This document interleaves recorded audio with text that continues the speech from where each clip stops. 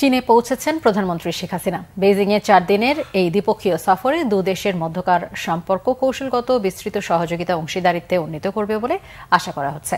বাংলাদেশ ও চীনের মধ্যে অবকাঠামো, যোগাযোগ, জ্বালানি সহ 22টি সমঝোতা স্মারক সই হওয়ার সম্ভাবনা রয়েছে।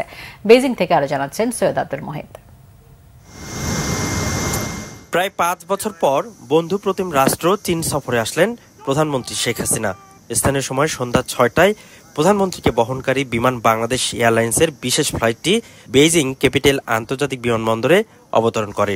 সেখানে তাকে লাল গালিচা অভ্যর্থনা জানান চীনের ভাইস মিনিস্টার ও বেইজিংয়ে নিযুক্ত বাংলাদেশের রাষ্ট্রদূত মোহাম্মদ জসিমউদ্দিন। দেয়া হয় গার্ড অব অনার।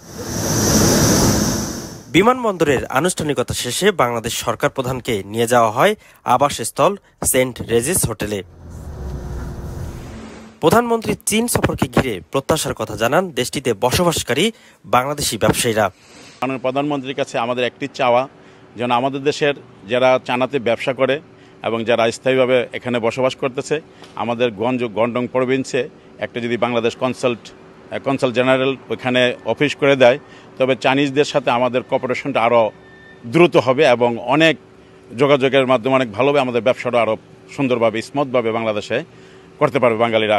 অবকাঠামোগত উন্নয়নের বাইরেও আমাদের ব্যবসার যে সুযোগ সুবিধাগুলো বা কারেন্সি রিলেটেড যে ব্যবসায়ীদের জন্য যে আরএমবি কারেন্সি রিলেটেড যে সুযোগ সুবিধাগুলো, সেগুলো আমরা হয়তো এবার শুনতে পাবো। প্লাস কৌশলগত যে যোগাযোগ এবং আমাদের মধ্যে সহযোগিতা, সে ব্যাপারেও মনে হয় নতুন দিক নির্দেশনা এবার আসতে পারে। দুই দেশের শীর্ষ পর্যায়ের বৈঠকের মধ্য দিয়ে বাণিজ্যিক সম্পর্ক অনন্য মাত্রায় পৌঁছাবে, এমনটাই প্রত্যাশা তাদের।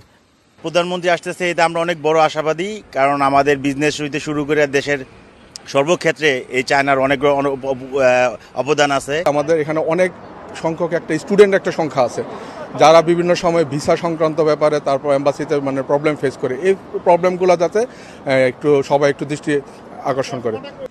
4 দিনের সফরে চীনের রাষ্ট্রপতি ও প্রধানমন্ত্রীর সাথে দ্বিপক্ষীয় বৈঠক ছাড়াও আরও কিছু গুরুত্বপূর্ণ বৈঠক করবেন প্রধানমন্ত্রী শেখ হাসিনা। চীনে অনেকগুলি কোম্পানি কিন্তু অনেক ইচ্ছা প্রকাশ করেছেন, তারা বাংলাদেশে বিনিয়োগ করতে চায়। অনেক কোম্পানি যারা এখনো বিনিয়োগ করে ফেলেছেন, তারা তাদের বিনিয়োগটাকে আরও বাড়াইতে চায়। চায়নার সাথে পাওয়ার ডিভিশনের অনেকগুলো প্রজেক্ট এবং জ্বালানিতে আমাদের ওই যে সাইনোপ্যাক যেমন ড্রিলিংয়ের কাজ করতেছে, তো এই বিষয়গুলো কারণে চায়না একটা গুরুত্বপূর্ণ ভূমিকা রাখছে, বিশেষ করে পাওয়ার এবং এনার্জিতে। সো যেই কারণে আমরা মনে করছি যে এই পার্টনারশিপটা আমাদের দরকার সবসময়। এছাড়াও প্রেসিডেন্ট শি জিনপিং এর দেয়া নৈশভোজেও যোগ দেবেন বঙ্গবন্ধু কন্যা। অর্থনৈতিকভাবে সমৃদ্ধ বিশ্বের প্রভাবশালী রাষ্ট্র চীন বাংলাদেশের উন্নয়নের অংশীদার। প্রধানমন্ত্রীর এই সফরের মধ্য দিয়ে ঢাকা বেইজিং সম্পর্ক নতুন উচ্চতায় পৌঁছাবে, এমনটাই প্রত্যাশা এখানকার প্রবাসীদের। সৈয়দ আব্দুল মুহিত, বাংলাভিশন, বেইজিং, চীন।